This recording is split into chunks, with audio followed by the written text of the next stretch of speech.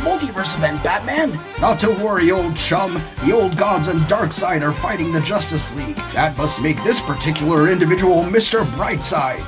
Coming out of my cage and I've been doing just fine. Hello, my friends, and welcome back to Player Display, and my oh my, the day's finally come. We've hit 500 subscribers! Oh yeah! There it is! Thank you guys so much for hanging out with me for the past 1.5 years of collecting. It's been a whole ton of fun. I know that I'm not able to upload a video every single week anymore, but doing my best. Again, we got the Podplays channel down below if you want more content from me, but that being said, you guys have subscribed, and I assume that means you somewhat like me and the content that I make, so I'm really happy that you guys are here. All that being said, I decided we'll do a Screw It review, and by Screw It, I mean we'll have two characters reviewed at the same time, have basically nothing to do with each other except for the fact that they are under the DC banner, being Adam West Batman and DARKSEID. Both these characters never met, but they're both highly anticipated and both really freaking cool. I haven't looked up a single review on them as per usual. I always like to be surprised,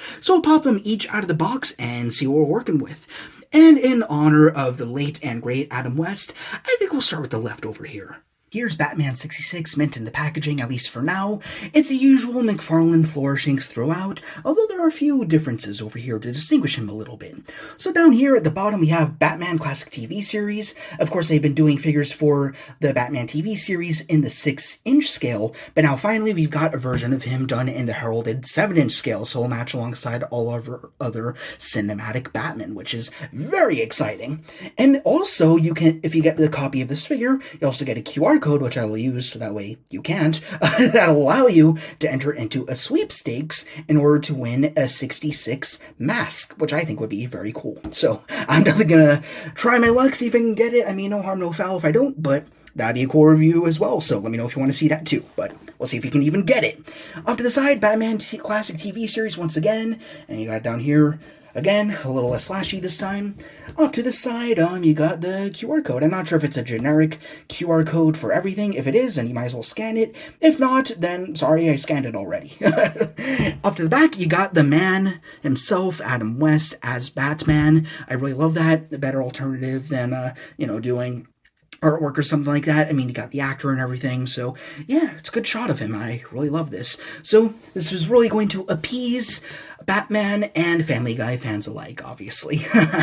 And now for like the millionth time, let's take out Betsy and Donny Boy and get Adam West out of his cardboard prison, because in the show he finds himself in peril quite a bit. He's probably the least effective Batman of all the Batman that we've seen. He gets trapped like every other episode. Adam West, a little lower this time. Now here is our classic 66 Batman out of the packaging, and you know what? He's solid. He's exactly what you expect, but nothing wrong with that. I mean, he got the traditional McFarlane articulation, he got its trademark attention to detail. There's some really great stuff going on in this figure. Now, I should add a little bit of context. I am currently working through the full box set of the entire Batman 66 show, but it's been a year. I'm still not even halfway through the damn thing, so I have a good idea of what Adam West looks like in the cowl, and here they did a pretty solid job. I feel like maybe the head is a little bit, just by a hair, a little too elongated. I could be wrong about that, but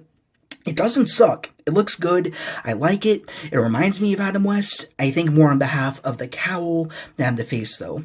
As for the face itself, I mean, it's well done. It's got the eyes punched in there in the eye hole sockets of the cowl. Got some well-applied lips in there. I don't know if they use photoreal or what the process is. That might be an exclusively Hasbro thing, but it looks damn good. I'm not complaining that much whatsoever. As for the cowl itself, I mean, they punch in every single detail that they should. They've got those iconic and funnily enough, out of place angry eyebrows when you got the most comedic iteration of Batman over here.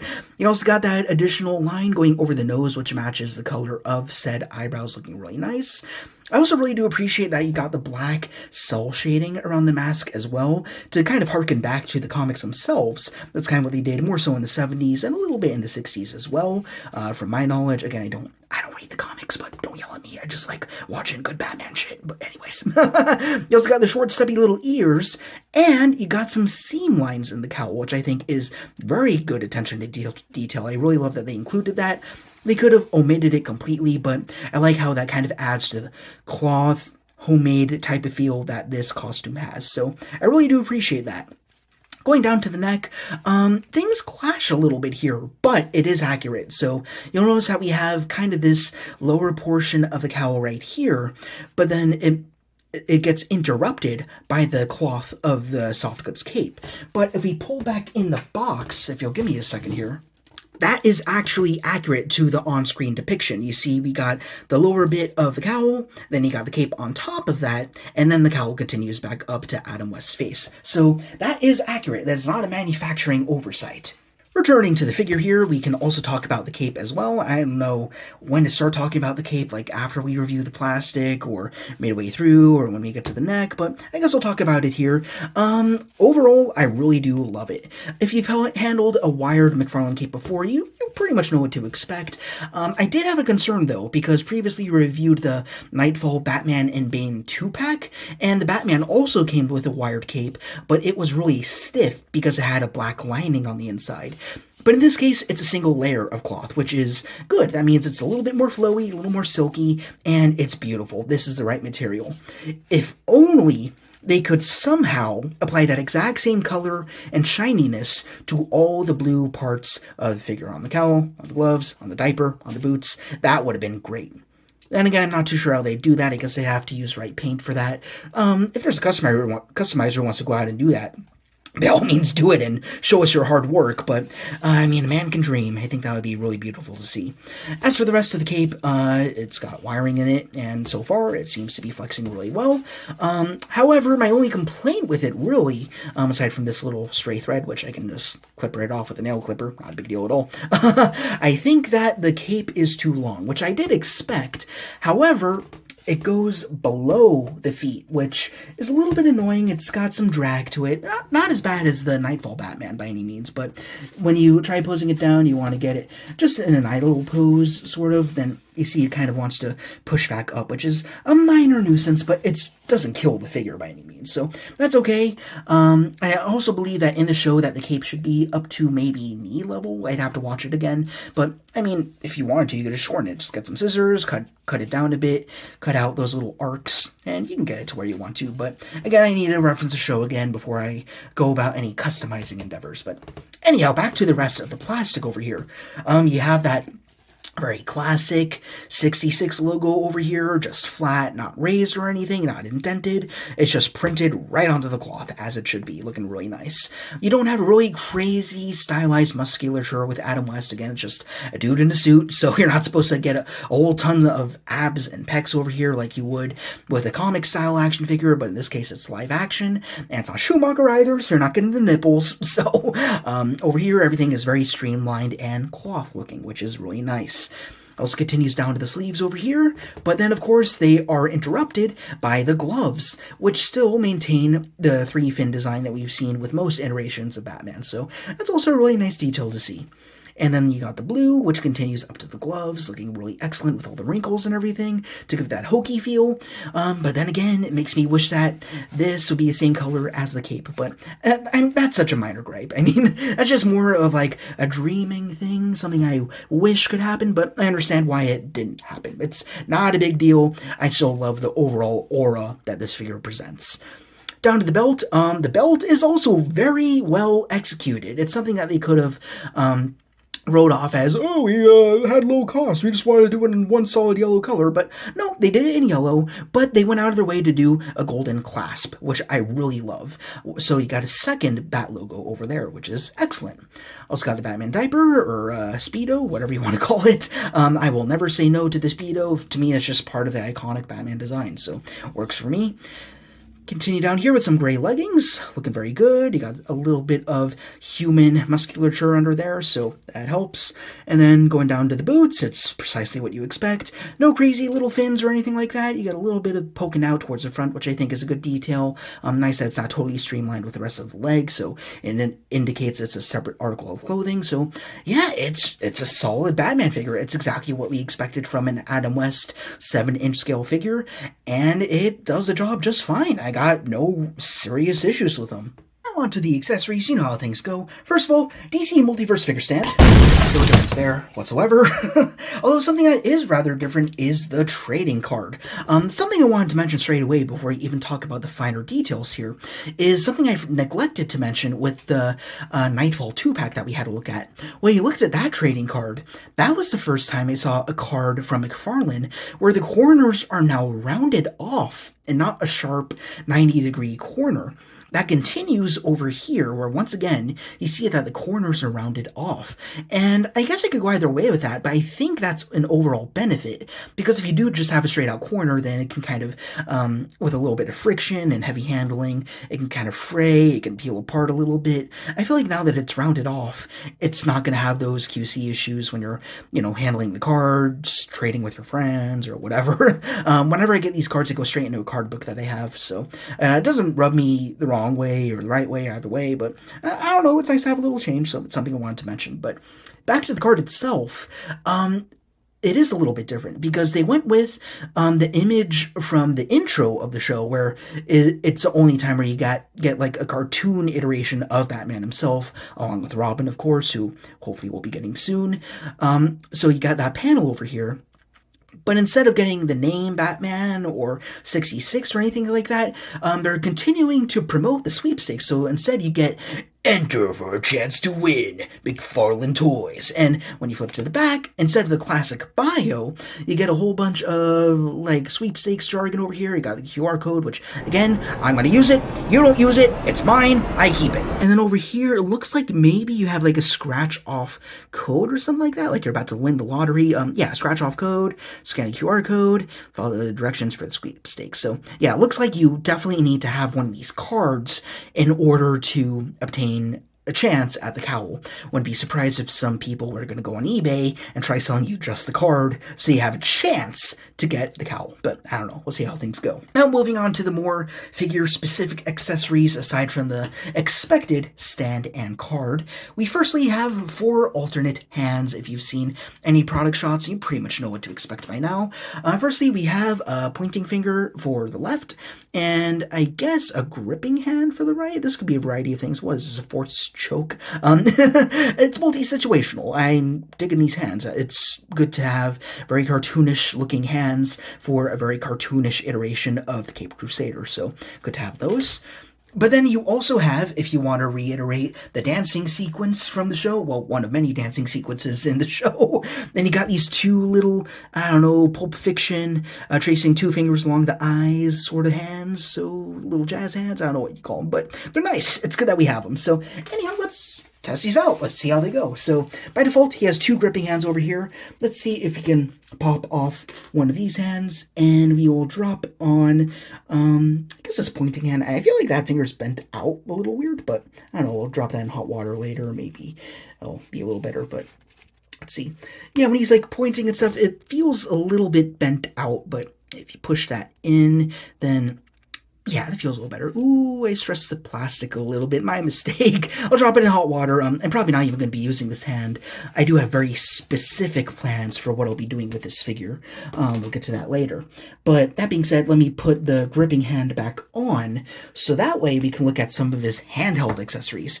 Firstly, as many episodes as I watched of the show this far, I'm still not totally sure what this is called. It's like his bat radio sort of thing. I honestly don't remember its specific purpose. It's got like a variety of uses in the show, I suppose, but it looks very retro and cool. You got a little speaker up there, got 2 antennae branching off, flip it to the back and kind of make out a little bit of a chubby bat silhouette, which is very good. You have this little dial-up screen down here at the bottom, surrounded by this very 1960s looking muted red.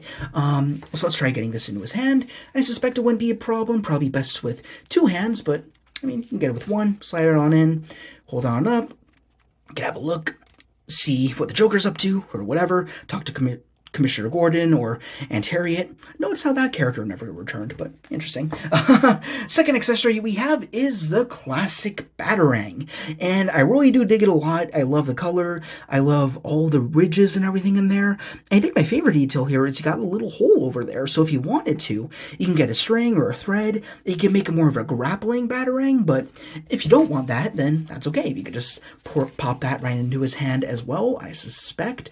So yeah, just worm its way into there, maybe. A little tight. All right, let's bend the fingers open a little bit, and we should be able to get those prongs in there.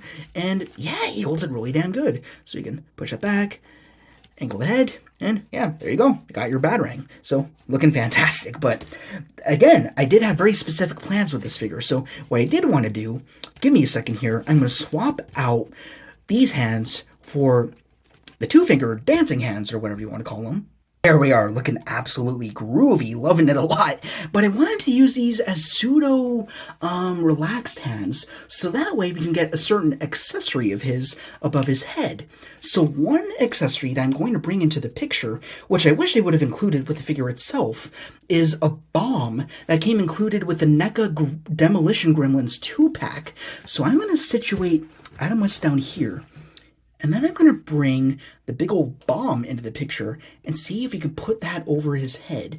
And with any luck, we kind of got to bounce it right on his head in order for it to be supported. But yeah, that totally works. Some days you just can't get rid of a bomb. So that's one accessory I wish they could have included. I wish they could have included the bomb, and then of course the shark repellent spray or something like that. But that being said, it's still a good assortment of accessories. As for articulation, I can't imagine there will be many surprises, so we'll just move a little quick. You got a dumbbell joint in the neck, so you got some tilt. This way, that way. A little bit forward. A good amount up, actually. I'm pretty surprised about that. Usually Batmen don't have the best luck looking up in order to do Superman, so that's good to have. Butterfly joints in the shoulders, so you've got a pretty okay amount up. Doesn't quite clear past 90, but if you want to rotate the shoulder, then you can get it up there, and hey, that's pretty cool. More dance moves for you. Swivel the bicep, double jointed elbows, any which way joints in the wrists, of course, as is the McFarlane way. You got a little bit of movement in the torso. Let's see what that's like combined with the waist. You have an okay amount forward, a much better amount back. Shame this Batman doesn't fly, because that would be absolutely perfect. You also got your swivels up here. Got this much sideways in the waist, which is actually really surprising. This is a very, very flexible plastic in the diaper over here, so happy to see that. Kick a pretty okay amount forward. A little more would have been good, knowing how acrobatic this dude is. Also got the knee, goes in pretty far, not too bad. I'll accept that. As for down here for the legs, you don't have a swivel or anything. No, you do have an ankle swivel, nothing in the calf though.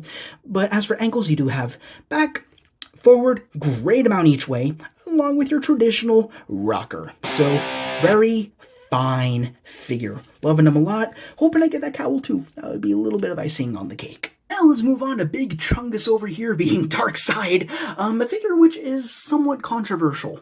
I don't think it's a figure that anyone necessarily hates, but because this figure is so classic that people are bothered by it, I think it's because in modern iterations we're so used to having him look a certain way, meaning without the cape, with that Omega logo in the center there between the pecs. But in this case, we're going like classic, talking first appearance as per the trading card that we got up there in this big old box. So for me, I actually don't mind that this is going totally classic, first debut in the comics. I got no issue with that. The box is huge. I mean, it's a mega fig, so of course it is. I'm always taken off guard whenever I get these mega figs. I don't know why. I don't know what to expect. Of course, it's going to be a huge box. It's a big goddamn figure, but got DARKSEID off to this side, and this side as well.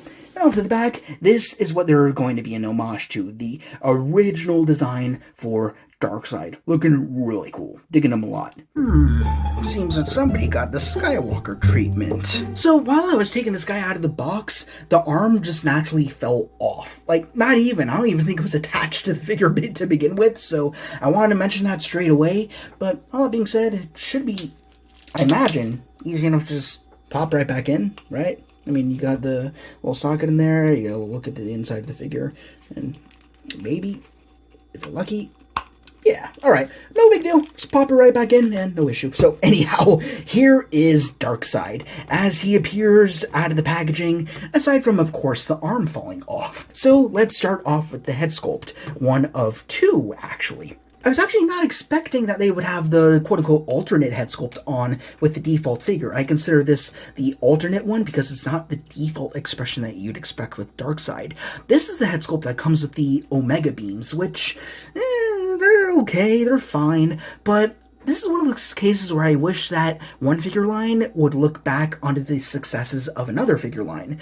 Like, I think the master of laser eye effects has been NECA. If any of you have been following the weird offshoot NECA Dark Horse crossover with Predator and Alien figures, some of which we've reviewed on this channel, they did a Superman at one point where he actually has laser vision shooting right out of his eyes, like really far, like several inches ahead. So it would have been cool if they gave him a plug in and out Omega beam effect for the eyes. However, it doesn't feel Omega beamy. You know, Omega beams should be more like hitting really hard angles as they come out, like hitting a 90, hitting a 30, you know?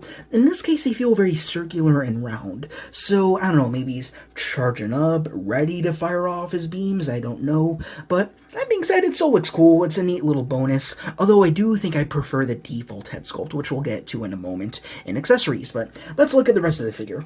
Again, this is kind of where people love or not really hate, but just wish for more from this figure.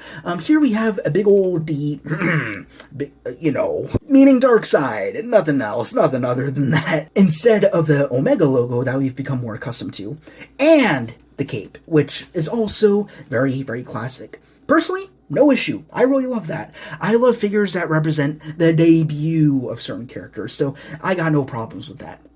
That being said, there are a ton of customizers out there who have been modifying this figure, removing the cape entirely, and swapping out the logo, or just stitching it completely, using some epoxy to fill in some gaps. So if you want to do that, you totally can, but for me, I actually do not mind him with the cape. Speaking of cape, we will talk about that right now. So this is made of pretty much the same material as the Adam West cape, and if I may, I will bring them in here so you can compare. They're also done in the same shininess treatment, the same type of fabric, but different tones of blue. On the Adam West, it is darker. On the I was about to say Deathstroke, that's not what we're talking about. On DARKSEID, it's a little bit lighter to match the cowl and gloves that he has. Actually very similar in color motifs, I think about it. I mean, you got blue at the head, they got blue gloves, they got blue boots. It's interesting to me, but anyhow.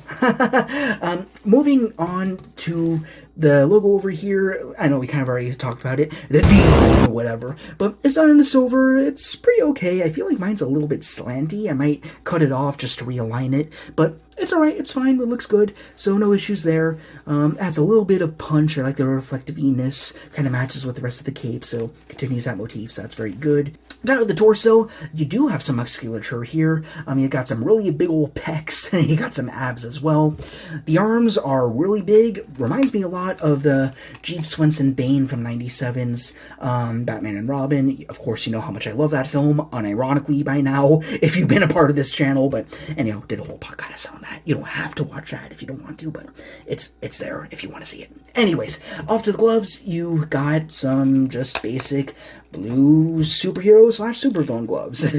Very classic, very traditional, not doing anything crazy stylistically. It's pretty much what you expect, and that's okay. Again, it's a very classic and old-timey styled figure, so I got no issues with that.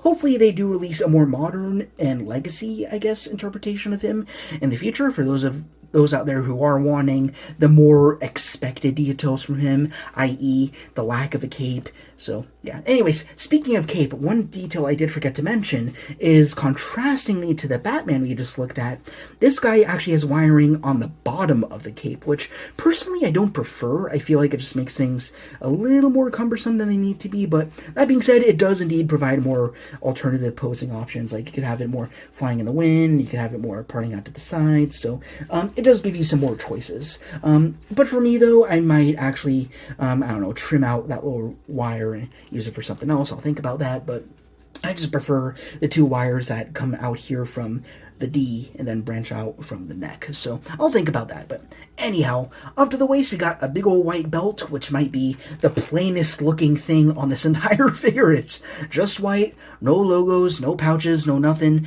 just a white stripe. And that is accurate to the card here. A little sneak peek at that. So can't really complain about it. That's how it looks in the comics. So down here we have a little bit more of that gray flesh tone, that stone rock looking body build, whatever you want to call it. Not as veiny as arms up here, that's alright.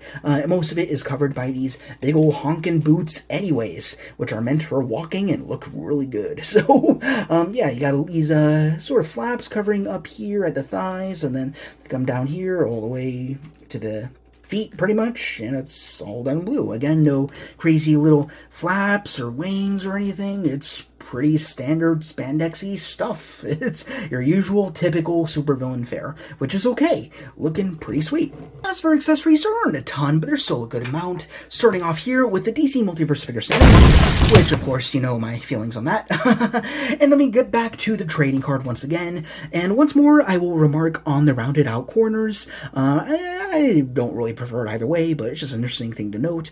And over here you can see the 2D-ness of this initial character design, which then translates right onto the figure. So I think that's really nice. Although now when you look at this shot, you kind of wish you got these orange power effects for the fists. That would have been pretty neat to see. I mean, especially since you got one of the most powerful characters in comic history. I mean, he ain't no Thanos. He doesn't need no stupid magic glove to do what he needs to do, right? So anyways, you got down here, DARKSEID DC Classic, hence the simplicity of this figure. And off to the back, you also got a little bio, which is always appreciated, and was lacking from the 66 Batman we just had a look at. So, wish we would have had that over there, but then again, the sweepstakes, that might be kind of cool. No sweepstakes for DARKSEID over here, though. As for DARKSEID-specific accessories, we have 2 alternate hands. By default, he comes with what looks like an open, partial gripping hand and a fist on his left. But then you also have a fist for his right, along with an alternate hand for his left being a pointing finger to be directing his lackeys towards the Justice League, or whatever it is you want this figure to be doing. So let's test these out, because these are some pretty big and hefty pegs. I'm kind of wondering if we'll need to trim the little nub that's on the end there, but we'll find out. So we'll do a number of swaps here. First, let's start with swapping out a hand. Whew, it's a little squeaky. Freaks me out a little bit, but yes, give it a turny and a twisty and it pops out. And then I suspect you do the same thing in reverse to eventually port a hand back on. And there we go. Okay, so yeah, there's this pointing. There goes the other arm. Damn. Again, let's just pour that back on. So there we go. And now we got the pointing hand over there. So cool. As for removing the head and porting on the next one, which, sorry, we didn't even look at that yet, did we? No. All right, we'll look at it now. Here's the alternate head, which again, I feel like should have been the default head because this is the more neutral expression. We didn't talk a whole lot about the facial details because we were so focused on the Omega beams, but the facial details are also very good, done in the stone paint job, and yeah, it looks very hard-edged and everything. Got some good-looking eyeshadow to bring out the crazy looking orange or red in his eyes. This really good iconic scowl. Loving it a lot. Very good. Excellent execution. So let's see what it's like to port out this head. I'm a little afraid to because of those Omega beams in the way. So we grab it around the head. Again, I'm really trying to avoid those laser effects. Come on. Damn. This is what it's like to kill a god. I really don't want to break those effects, but there it goes. Okay, so let's have a look at what's mechanically going on here. So as for these heads, it looks like you got a neck that kind of pile drives down into the rest of the torso. And kind of similarly to, I guess, what I could best compare to the NECA Universal Monsters, you have a big hole on the inside of the chest, but then you got the dumbbell kind of pointing out. And it's not even a dumbbell. It looks like it's just a very extended single ball joint, which is interesting. So, all that being said, let me take this other portrait and port this on. Probably would help to move the arms up and out of the way. Or you can just take them off, as you saw before. But let's see if getting this on is at all an endeavor or not.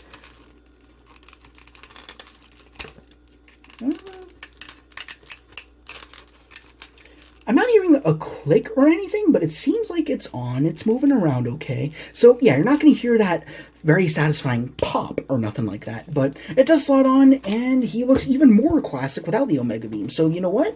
I think I will keep him with this head sculpt. I don't plan on using this one at all, actually. He looks great just like this. So anyhow, let's just move straight into articulation. I see no reason why we should hold back any longer. So, as for the head, we kind of already had a look, but let's see how far you can move. You can do a swivel, although it does kind of get stopped by the sculpt in the cowl and the sculpt in the pecs. So, he does get a little stuck there. But you do have some tilt. How about forward and back? Got some good down, which is good, because he's taller than the average character. Can't go back at all, though. Not a big deal. I mean, I suspect he'd be gliding around, looking down on his enemies, so that's fine. I don't mind that at all. So the arms will have to be a little bit careful, because we don't want things popping off again. Then again, we could just pour it right back on. No butterflies to speak of, but you do have swivel all the way around. Comes up to 90. Very good. As for elbows, they're quite tender, but they do have a swivel, and they come up to 90 as well. The wrists, it seems that this pointing finger hinges in and out, and it looks like the rest of the hands do as well. So you don't have the typical McFarlane reversible ball joint in there, which is not a huge deal. I mean, there's just basic gesturing hands. He doesn't need to be wielding a staff-looking weapon, I suppose, unless you're talking Snyder Cut or something like that. So that's totally fine. As for moving forward, oh my goodness, you can just hear the plastic. You can look even more down if you wish. Not by a ton, but combined with the neck, you can go all the way down, so that's great. As for back, not a ton. There is a huge gap between the torso and the belt, so do be mindful of that. As for kicking out, he can do something of a splits. Again, he's not supposed to be super acrobatic, so he doesn't need a whole ton, but still a good amount. As for forward, gets a little stuck on the diaper. For back, stuck on the butt. That's okay. Knees, again, a little tough. Not as tough as the elbows, though. Up to about there. Pull those back here. No swivel or anything down here. Not even at the ankles, so that's kind of unfortunate. But you do have back, forward, toe articulation, which seems a little frozen, but yeah, there it is. Oh, there's toe articulation on Adam West as well. Totally forgot to mention that, but it's there. And do we have rocker? Yes, we do. Very nice. And I am really enjoying this figure. Very simple in the looks department, but again, it's DC Classic, so that's okay. I apologize in advance for my fridge, which is getting extremely loud right now, and I don't know why, but anyhow, let's truck through some size comparisons. Don't have a whole ton, so we'll keep it pretty simple over here. So here you have Adam West next to DARKSEID, and they scale appropriately. I mean, you probably never see these guys together except in the toy world, but, I mean, it works. Then over here we have, this is actually kind of a bad size comparison because I did mod the height of this figure. This is the Tim Drake Robin, well, one of several iterations that we've seen from McFarlane. And yeah, he looks pretty good next to this particular Adam West Batman. That is until we get the Burt Ward variant, which better happen soon. And as for a big fig comparison, I will also bring in the Nightfall Bane, who is a little bit pre-posed. Give me a second here, so that way we could see him a little bit more accurately beside DARKSEID. There we go. His fists are a little bit all over the place, don't mind that. It looks like Bane is just a hair taller than DARKSEID, which is pretty interesting. Wonder who would win in a fight. Probably DARKSEID. I don't even think there's a contest there. But of course, lastly, we have Star Wars The Black Series, Mecha. Why, you are quite the strange specimen, aren't you? Oh yeah, I'm a mechanized Kowakian monkey lizard. So I got this cybernetic arm. My arm fell off several months ago. Don't even ask about that. I got this trippy little cybernetic eye. Got these antennae on my back. I got these little cool gizmos. I got a loincloth. I'm looking all badass and shit. What's with the nipples? Oh, that's just a look at your future, buddy. Holy 90s. Hi, West. I'm Batman. Inconceivable! Another 1990s slouch taking up the bat mantle? This means war. Yeah, I think you're taking this a little bit too seriously. This is it. Does Gotham's Caped Crusader finally seek revenge? Will the bat nipples ever be remotely understood in a multiverse full of Dark Knights and canon events? And will Mechamuck ever come to understand why he ever came to be part of this YouTube channel when he could be otherwise living a comfortable life in a cubicle job?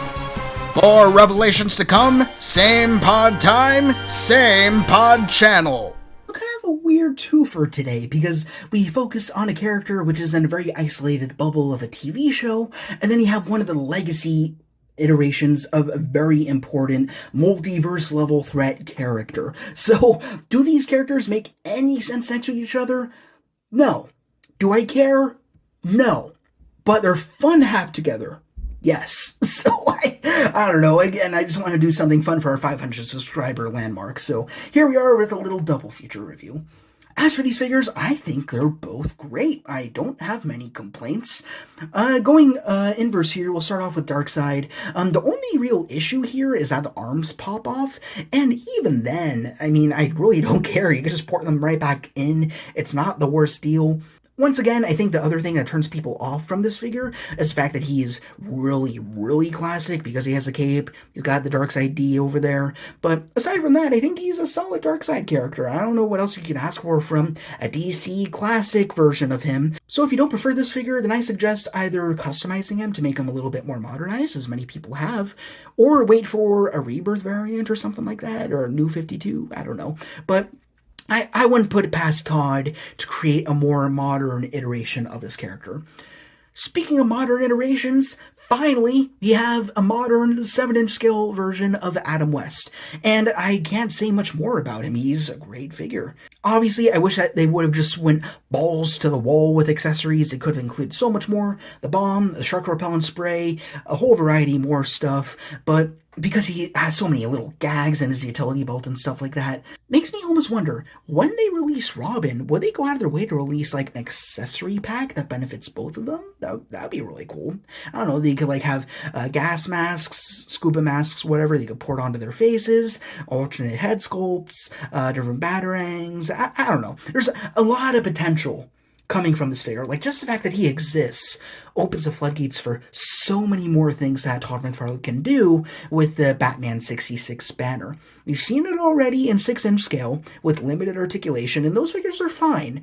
But for us 7-inch scale collectors, this means there's more stuff on the horizon, at least I hope. I hope it's not just a one-off and they stop right there, but I mean, this guy sold out basically everywhere. Hopefully he has a good enough sign to the man upstairs, being Todd, that we want more 66. Give us more of them. Give us Penguin. Give us Joker. Give us Riddler. Give us the entire Rogues Gallery. Give us Robin, obviously.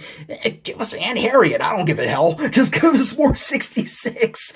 Keep doing more of this. Keep doing more of this as well. I'm very pleased with both. The cape's a little wonky here and there, but overall, not deal breakers for me. I think they're both fantastic. Great figures. If you can find either of them, I highly, highly recommend them. So, anyhow, that's going to cover this little 2-part review. If you enjoyed them, please, as per usual, be sure to Like, comment, ring the bell to be notified of our latest arrivals, and subscribe.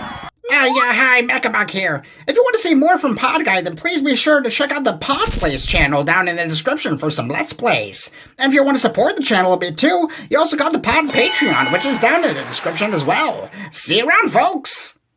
Thank you guys very much for watching. Rock on, and I will see you all later.